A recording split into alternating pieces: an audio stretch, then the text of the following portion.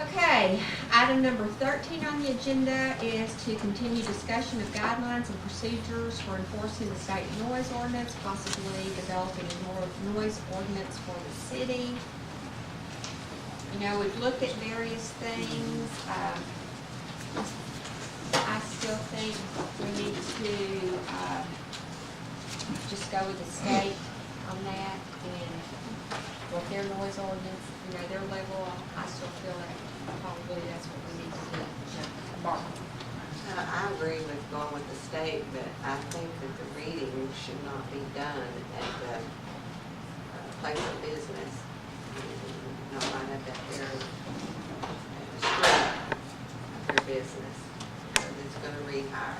Should be done farther back, maybe at the residence, to see what the decimal reading would be. That's my suggestion. We would have to develop a noise ordinance that complies with the state, but make it specific that it would be read from the complainant's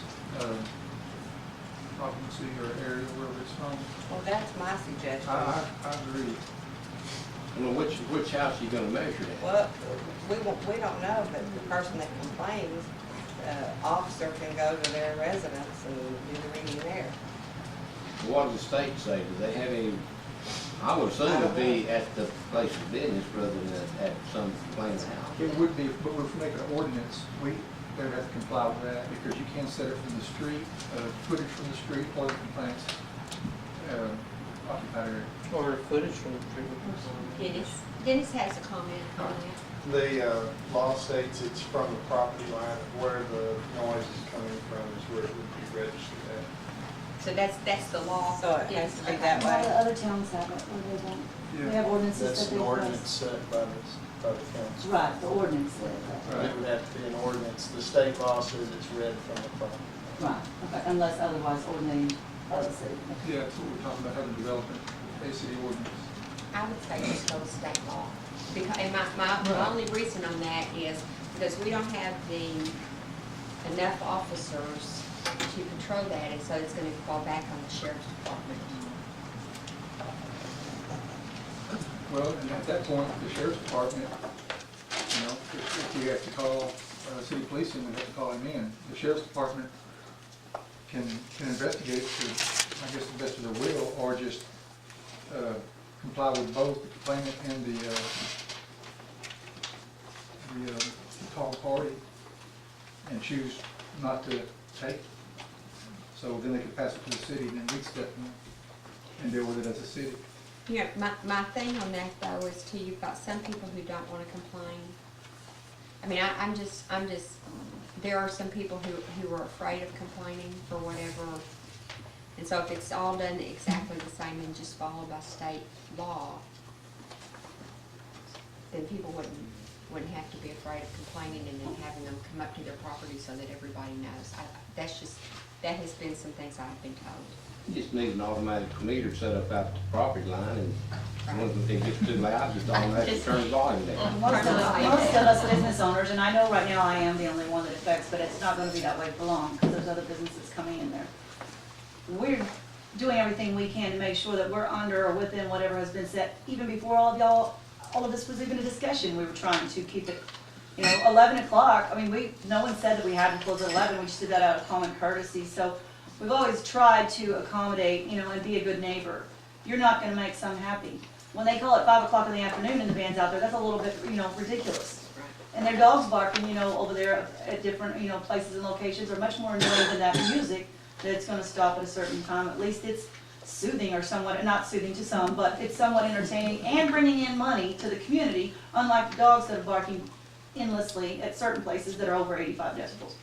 But we want to, I know I as a business owner, and I'm sure those that are fixing to open or planning to, also want to do everything that we can to not be a nuisance. It's just, it depends on your business too. I mean, if my business is that whole building, them standing right next to my stage is on my property, but them standing over there in my parking lot is on my property too.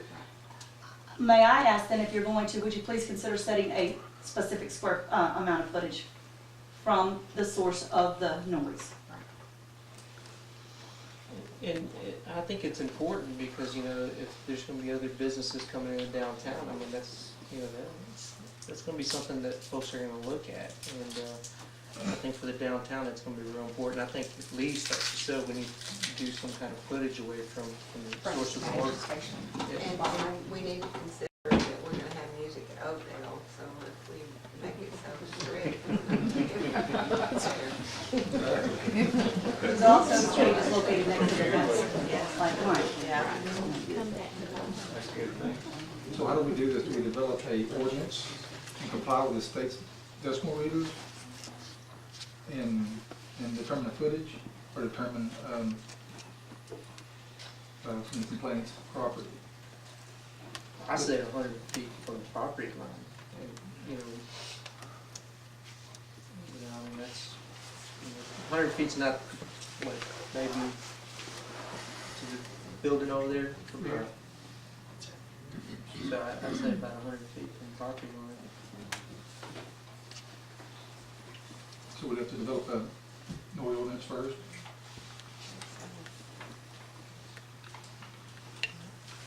So Andy, what's your opinion on this? Do we need to develop an ordinance including that, or do we need to adopt that as 100 feet away? We probably should put together an ordinance. We need to include permitting procedures too. I mean, that's something that would be helpful. And, you know, hours that the music is allowed, so another thing we could put in an ordinance.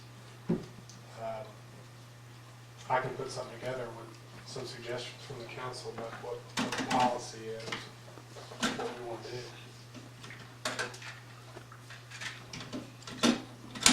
So Lori, do you have any means of kind of measuring that noise level that Yes, that sir. you can kind of self-regulate it? Yes, sir, I have a decibel measure. Now, whether it's set, I need to make sure that it's set the same as the city, so I'll probably need to get with whoever has that and make sure they're in the same, because all of those are different depending on the different brands and stuff.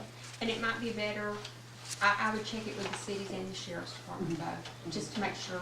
Right. Because if Buck's not on. Right, well, then- whoever's on there, Yeah. if that's allowable, I'd like to make sure that they're at least the same. because- I think that's a good idea. So do y'all have any things for Andy to start working on, or just pretty much? I'd like to see if you could, Andy, develop something for us and actually get it to us ASAP. That way we can maybe review it and and finalize this on the next council meeting. That way we don't have to review it at the meeting and prolong it one more time. So if you can get it to us prior to, that way we can have something to look at. Brings it. So, is there anything else that we need on that? Do you want to tell Andy anything else, and then do we need a motion to go ahead and have him start doing that? To develop some guidelines and.